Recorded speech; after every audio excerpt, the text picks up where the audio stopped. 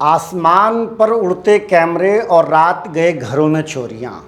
पूरी रात लोगों का जागना कितनी तकलीफदेह हो सकती है, इसका सही अंदाज़ा सिद्धार्थनगर वालों से बेहतर किसी को नहीं हो सकता। आजकल उत्तर प्रदेश के ज़िला सिद्धार्थनगर की रातें आम रातों जैसी नहीं हैं।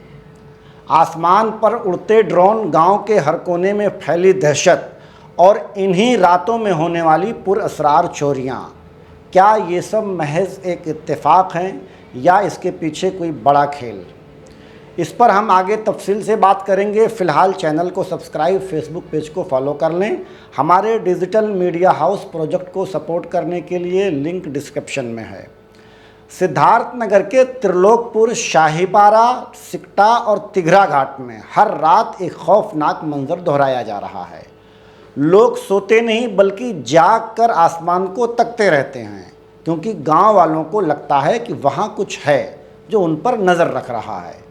रात होते ही आसमान में उड़ते ड्रोन लोगों में खौफ तारी कर देते हैं। गुज़िश्ता कई दिनों से ऐसे विजुअल सिद्धार्थनगर के बहुतेरे गांव में दिखाई दे रहा है, लेकिन ये किसी को नहीं पता कि ये ड्रोन कौन उड़ा रहा है। ड्रोन के साए में डरावने ख्वाब भी अब हकीकत बनते दिखाई दे रहे हैं। जहां ड्रोन नज़र आता है वहां चोरी की खबरें भी आने लगती हैं। शाहीपारा गांव में पहले ड्रोन उड़ता हुआ देखा गया, फिर घरों में चोरियां हो गई। सिकटा गांव में भी ऐसा ही हुआ। सवाल यह है कि क्या ड्रोन हाईटेक चोरी का नया हथियार बन गया है, जिससे चोर अपने टारगेट पहले ही सेट कर लेते हैं। अपोजिशन लीडर माता प्रसाद पांडे ने एक वीडियो मैसेज के जरिए पुलिस और इंतज़ामिया को नाकारा बताते हुए लोगों से अपील की कि आवाम सिर्फ पुलिस के भरोसे पर न रहें। अपोजिशन लीडर माता प्रसाद पांडे ने कहा कि पुलिस नाकारा है, आवाम अपनी हिफाजत खुद करें। उनका कहना है कि सिर्फ लोकल पुलिस पर भरोसा न करें, बल्कि गांव वाले अपनी हिफाजत के लिए खुद अलर्ट रहें। जनपद सिद्धार्थनगर में थाना त्रिलोकपुर, ढेबरुआ, इटवा तथा अन्य थानों में पूरे जिले में जगह जगह बड़े पैमाने पर चोरी की घटनाएं घट रही हैं।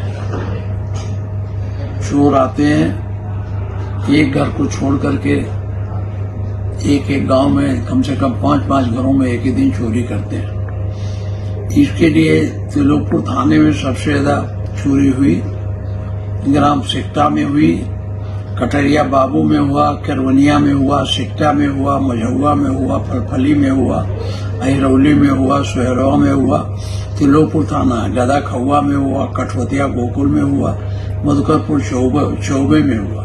इतना तो ये है कि अकेले चौखड़ा में एक रात में 5 घरों में चोरी हुई। पहले से हम लोग बार बार कप्तान से और थानेदारों को आगाह करते रहे हैं, कुछ करिए, लेकिन ये कुछ कर नहीं रहे। ढेबरुआ में तो बाढ़ आ गई है मोटरसाइकिल की चोरी की।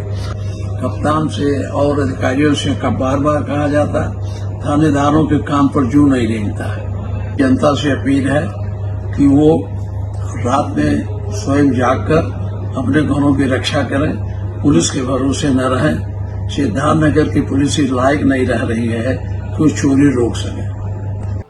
ऐसा पहली बार नहीं है जब उत्तर प्रदेश में ड्रोन से दहशत की खबरें आई हों।